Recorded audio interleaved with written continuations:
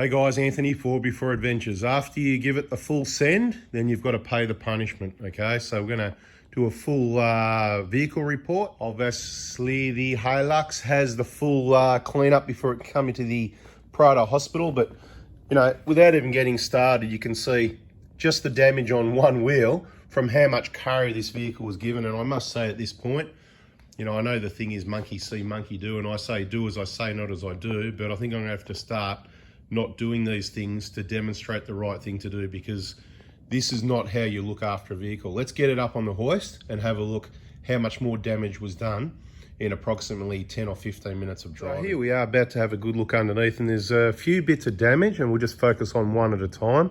The Kaon, you know the Kaon bash plate, kaon.com.au. Somebody, it's just a private joke, okay? Anyway, this was brand new, never been used before. This has been on the tracks for about 15 minutes, maybe 20, of absolute punishment. The key thing is you can see it's not bent, it's very strong. If you punish it like this, you're gonna take the coating off, as you can see we have. We haven't given it a full clean yet, just a quick hose off, and we've got a little problem there, and we'll get to that in a moment, okay? So, and a solution, and all the problems we got here, we've got solutions for all of them. And this isn't the sort of situation you really want to have, but unfortunately it is a little bit common on Hiluxes because of the extra extension, the travel from the suspension coming downwards. Look at the angle that you end up with, okay? So it is a concern on the Hiluxes, how much travel they've got. So you can either, you know, go for the Prado, you know. So Hiluxes have got about 10 millimeters more extension than Prados from factory. I don't know why. Maybe you have to ask the Thailand, you know, because it's virtually the same front end, isn't it? All the components, you know, sway bars, wheels, brakes, control arms, the different components, but more or less, you know. And you can see the scenario when the arm comes down more than what I believe they should, and every suspension brand's different, and this is the Dobson's gear, and I'm not saying I agree with, do you notice we specialize in Prados, and I always say Prado suspension? And look, you know, I'll give you, if you're one of the good guys or you really ask nice and you know, I'll do a HILUX kit, but you got to be aware this is the HILUX part number, and I don't necessarily agree with the full open extension length of it, okay? So perhaps we need to put the Prado fronts in there to reduce that down. That'll solve the problem one way. Yes, you won't have as much extension, but who cares as much about extension as you do keeping the drive shaft in there like that, the way it's meant to be. So if you remember from the start with this HILUX, I won't crap on about it too much, but we've already replaced this side drive shaft and bearing. We did that, and we wanted to do this side bearing and drive shaft anyway, so it's not too bad. Now the driving, you know, not good, okay? So as I've said, basically I went to get some footage for everyone's entertainment. Of course I knew what was going to happen. I couldn't help myself a bit, and then once I got a bit too excited, you know, I just sent it rather, and you know what's going to happen with a vehicle with this kind of setup, without the lockers, without the LSD, without the good traction control, and without enough care taken, you're going to end up with a result with something broken. You know, a HILUX is always really going to be a CV. Like I said, it's quite common. So look, the Kaon bash plate, perfect, protected everything. Let's have a look through there, have a look around. You can still see a little oil change thing, everything's sitting there. There's no doubt. You can see it's had a hell of a scraping, right? You can see heaps of scraping, big gouges into it and all this sort of thing. It's been really given a good hammering. Transmission protection there. You can see even one bit of something, the rocks come up and hit that a little bit. But the good news is under the rest of the vehicle, because this is what you just never really know. As I said, see the transfer case? Nothing's touched that, so that's good. Nothing's scraping along the chassis. Doesn't look like anything's hit the fuel tank, so that's really good. The muffler, you know, I didn't think that this is the case. I'm just saying the way we, I suppose, show you what your damage might be and how we can recommend what components you might need, like, you know, your sump guard protection there, is by having a look to see what gets scraped. So quite clearly you can see you should probably have a decent sump guard, because we know they get hit all the time, and then they're hard to remove and refit in service and all that sort of thing. Now, the other one is you can see the side steps here, the side step. It's got a little, get around this side. This side's not too bad, actually. This wasn't, I should tell you, this one here, that wasn't from yesterday. That was from a previous trip. It was only a very minor, but let's have a look over this side. This is fresh, okay? So this side step's bent up. It's got a fair bit of rework going on there, and you can see the rock marks there. Right, you can see how the brackets are bent. You can see a bit of mud up there still, so give it a good clean up. So brackets bent, that sort of thing. This is kind of like what you get. So one of the next things I'd recommend, again, another hit here, right? Heavy duty side steps. Right, now the other big one is, put this light down for a minute. There you go, around here. Right. Oh, well, actually, before we get to there, so we're just doing a damage report at the moment. The wheels, as you can see, you know, copped a fair bit of, you know, all the way around. Rocks here, here, here, here. Here's some good gouges, and other wheels have got marks in them as well. But what's worse than a wheel is a tyre, and this is going to be hard to demonstrate, but something very sharp's hit the middle of the tyre. You can see massive big chunks. Look at the rubber there. It's just sliced up big time, right? Something, a very sharp rock. But keep watching, because that's not it. As it comes around, right, it's all, the whole tyre in the middle's ripped, cut to pieces. We'll just keep going, right? You can see it's cut open there, underneath there, see? Right, that one there. It's not past below the tread depth, which is good, but see that? It's not great. So obviously that left front has really gone onto something. You can see, right? It's got some grass in there still. Right, so how would you like to do that to your tyres, right? Yeah, pretty crazy, isn't it? I wouldn't like to do it to mine. So next time, we won't do that. What we do is you have lockers, or you don't go on that sort of track. You don't go when it's wet, so then you've got some traction instead of just wheel spin, more cuts. It's basically all the way around the tyre.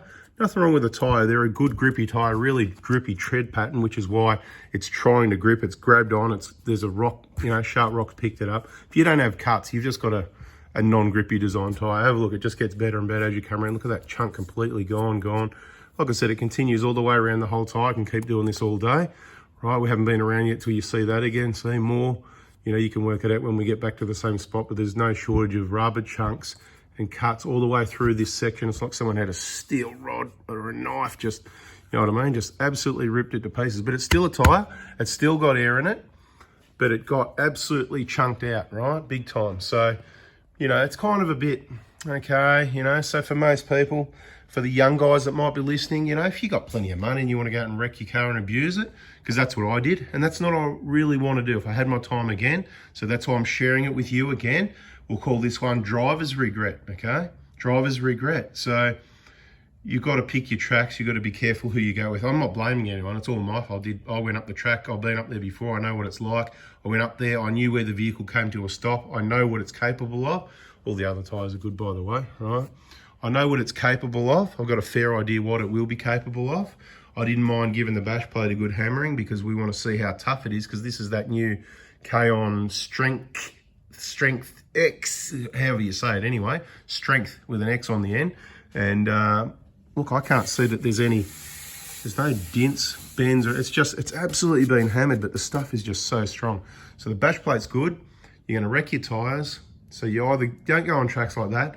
If you had lockers would keep it all under control. That if you were careful, it's all about the full extension and the angles and stuff like that. But lockers will help prevent situations like this, regardless of the extension length, right? And for rough technical tracks, lockers make you a four-wheel drive, because what we basically had is with not much good traction control, as soon as one wheel spins, you've got no drive at the other side, and then it happens the other, and you got nothing, right? So people were just hammering all day trying to get up that track without lockers. And anyway, this is the real feedback, okay? So so what do we got? We got bent side steps, scratched wheels, damaged tyres, scratched up bash plate, broken CV joint, and other than that, the HILUX has done really well. There's no other damage. We use the standard, fully welded toe point, recovery points, whatever you want to call them, even though there's two, happens to be one going down and one going forward. So if it's a tie, tell me this, if it's a tie down point, this is the tie down point then, is it? Or then what's this one pointing forward for? It's welded at least about what, 35 mil times 2, 3, 4, whatever anyway, right? Like I said, you'd be more careful with this one as opposed to the ones on the Prados, but there's heaps of welding there. That should be strong enough to rip the whole front off the vehicle from the chassis somewhere up here if you pulled it hard enough, which I recommend against. Again, common sense, that's what we did. Nice and gentle, because that's how we roll. You don't have any issues. Okay, there's no other damage, right? Now, drive shaft. So what can you do? If you happen to have a HILUX, That's why it's worth watching the videos and sticking around, because we're going to give you the info. This is not 4x4 diesel. More info on 4x4 diesel. We've got videos on changing drive shafts. We're not going to have that on 4x4 Adventures. There might even be a video changing this drive shaft on 4x4 diesel. But if you're out on the tracks, what can you do? I think that's a question everybody's got. So what do I do? Well, for me, as you can see, look, when you take it out of full drive, then that diff, this up here, stops turning, the diff end of things, right? But of course, as soon as your wheel turns, right, when your wheel's turning, your CV's turning, your shaft's turning, right? See what's going on there? Now remember, the vehicle is on the hoist at the moment. So again, it's at full extension. It's going to be different when it's on the ground. It's going to give a bit more clearance to that. It's going to hit on other things. I don't think it doesn't quite reach to this edge of this bash plate, so that's a good design, right? But everyone have a good look at that. That's what we call the tripod. See how there's, because there's three things on it. That's the tripod. Okay, so basically, there's 3 bearings that go on the end, and they've got little needle rollers. They get smashed to pieces and end up out, right? They're gone, like the boot's ripped or whatever. There's a couple of different ways to fix it. First step we'll talk about is on the track. So on the track, there's a couple of things you could do. You could carry, if you have an old drive shaft that you've disassembled the outer joint, this side here, you could carry that. Then you could therefore take your hubcap off. You could take your, I'm just thinking, I'm on the fly here, I'm making up as I go, there's no script. Take the cap off, take the wheel off if you like, make it easy, but take the cap off, take the hubcap off, take the split pin out, take the nut off, right? If you've got your 35 mils with your rattle gun, tap, tap, tap, tap.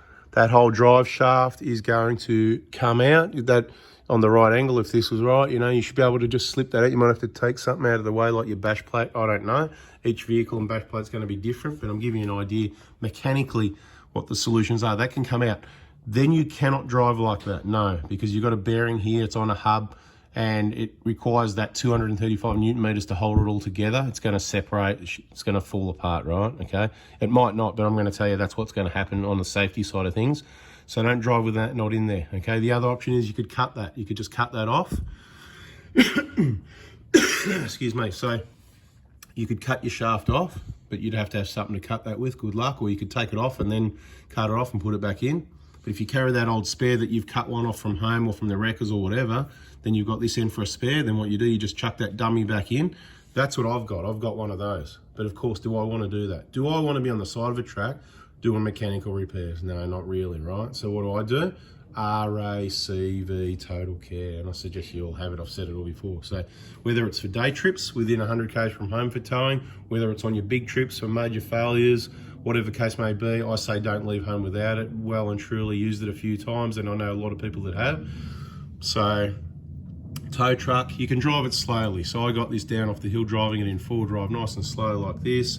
Of course, you're a maximum 3-wheel drive because you're not getting any drive here anymore because this is completely broken, as you can see.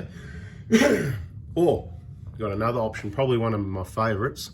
If you were to jack the vehicle up right, get it on the right angle, just cut all this rubber up here, just cut it all away and get it out of the way so you can see what's going on. But I like to call this inner part here the inner cup, right? As we said, this is the tripod.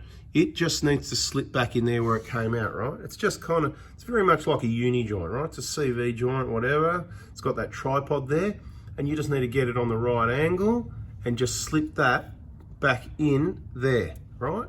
And it'll just pop in, right? Now, I'm not saying it's not going to come out again, but it ain't going to come out again until you fully extend it and load it up with too much angle, and that's what it's doing. It's like on a big angle like that, and it just goes kaflooey and it pops out, right? So you can drive it. It'll still be a full drive, so if you need to get up a hill, down a hill, whatever, right? Rest assured, it will work. It'll just be very noisy because it hasn't got the bearings on the end of the, on here, right? So you got about five or so mil of play each side. Let's say 10 mil of play, kind of, you get what I mean? It's just slopping around in there. We could probably show you another day in another video. So subscribe, turn the bell on. It'll flop around, it'll be like jingle bells. I've done it before, okay? So Hiluxes break CVs all the time. I've driven a Hilux, I didn't go over about 60, 70 Ks, just in case, but it was jingle bells, jingle bells, jingle all the way, and it wasn't even Christmas. But anyway, certainly wasn't Christmas when you come to the price of the new drive shaft either. You can repair it if you like. So you keep all your old ones. If you've got a spare boot, all you need here was you could get Well, this is all damaged. There's all damage on that. So basically, long story short, there's a clip on the end there, right? You could actually repair this on the side of the track if you could carry your spares, right? So you clip, you slide that tripod off, you need your new boot, right? So you put your new boot on there, so undo that clip, new boot goes on, you need your grease, your new tripod, your bearings, slip that cup on. That cup up there, probably nothing wrong with it. It looks pretty messy at the moment, but it's just all the rubbers in the way. So that will temporarily get you out. What's that bit of metal up there? That's just the clamp. Looks like it's popped the clamp, right? So it's ready to pull off, but I'm not getting messy at the moment. That'll be probably tomorrow. Anyway, I talked a lot again. I talk a lot. Sometimes I need to drink more water and whatever, because, you know, losing the bloody voice, too much talk. Anyway, what else can I say? Bada bing. That's the major damage here. We'll have a video on full before diesel fixing that up. And I would advise to carefully consider better than what I do, where you take your vehicle. And if you want to full send it and drive it like a teenager, I hope you can afford to fix it. We're lucky, I suppose, in that respect. Yes, we've got the workshop here. It's up on the hoist already. The part's ordered. It'll be in there before you know it. And no big deal, really. But not everybody is that fortunate that they can just do the repairs themselves and just be able to just order another shaft. It hurts a lot more for some other people when they bust a shaft and scratch up their new... You're going to scratch up your bash plate, but I've got to tell you, this is years worth of scratching in 10 minutes, okay? We've got a whole heap of wear and tear on the 120K on bash plate, and it doesn't look anything like that. That's okay. I've got no issue with that. That'll clean up. We can, if we wanted to, we can even paint it. No big deal. I'm not worried. It is a track vehicle. That was the idea of it. Set it up for the track. So to see the punishment like that, I'm quite happy with. This tyre here, I'm not that excited about, but it's okay. I'll analyse it a bit more, get all the rocks out. We'll do a full analysis on it. So what do we need to do now? We need to get we're either going to have to put some Prado struts in there, which I don't think we're going to do. I think we're just going to check out. K-On have got a front diff drop for the HILUX, the N70, I believe, where it replaces the mounting bracket. See, one of them's, see that mounting bracket there? And one at the other side, and it drops it down a bit, and that'll be enough to reduce the angles so this doesn't happen again. Of course, you can always bust a CV. I'm talking generally, very common on HILUXes because of the extra angle, where on Prados, we've hammered them for years and nobody's ever had an issue, myself or anyone on any trips, which tells you when you've got virtually the same joint, yes, that's what they are, they're virtually the same engine, the same torque, everything the same, and it doesn't break, it's all about the angle.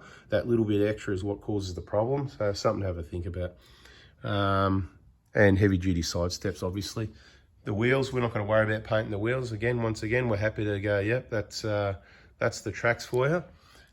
Side steps, I don't mind if they're a bit wavy, but you know what, I think we need those heavy duty ones so that they stay looking neat and give some vehicle protection to the rest of the vehicle in case we want to slide over something at some point.